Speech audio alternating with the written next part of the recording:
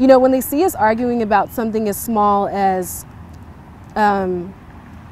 which part of Islam we're going to be in, whether that be Sunni or Shia, or we're talking down about one group and saying what they believe isn't right and what we believe is right, and when we do these types of things, when we argue about whether a woman who wears hijab should wear jeans or an abaya, or whether niqab is the best thing, when we get into these arguments, it seems on the outside to other people that, oh, what you wear must really be important in Islam, and what you eat must really be important in Islam, and what country you're from, wow, that must really be a big deal to Muslims. And these things are not. They're not the most important thing in Islam. And I think that we need to stay focused on what's most important instead of getting in arguments and trying to force our beliefs on another person. Going in the future is something that is really important to me, and I feel that in terms of my goals as a Muslim and my purpose, I would really like to make dawah on a global scale and help those in need. I mean, there are so many people in need in this world, and there are a lot of people who are hurting, and there are a lot of people who are lost, and there are a lot of people who either their hearts are hard or their hearts are empty. And I feel like Islam can help them.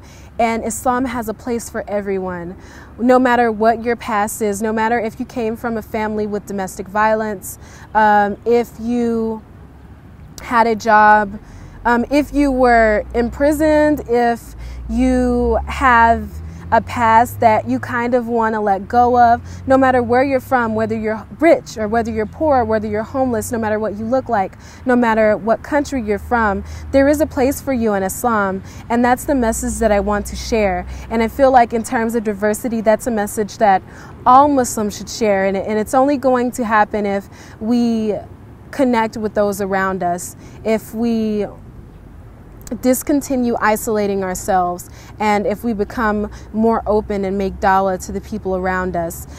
Islam is the cure for the illnesses that are in this world right now. There are lots of things that are happening around the world, and we shouldn't just help non-Muslims to reconnect them to Islam. There are also things happening in our community where people feel hurt and people feel disconnected to Islam. And Islam is something, it facilitates a relationship with God that is truly amazing. I mean, Allah subhanahu wa ta'ala has been with me throughout my entire life, and I truly have a great love for Allah subhanahu wa ta'ala, and I feel like this love is within all Muslims. So we should feed it, and we should nurture it, and we should continue to seek knowledge. And we should not just do this in our families.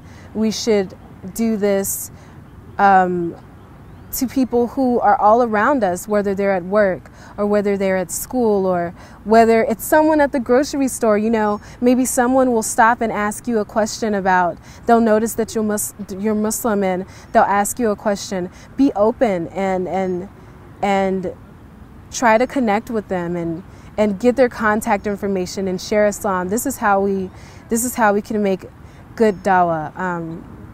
Share Islam with them, but also talk about the similarities or maybe some of the things that they believe in. These are things that I'm learning through the Dawah committee at my masjid. It's for people no matter who you are. I'm 21 years old. I'm a student. I'm unmarried. I'm African American. I'm a woman, and I have been through lots of challenges in my life, and I used to be Christian. I didn't used to believe in Islam.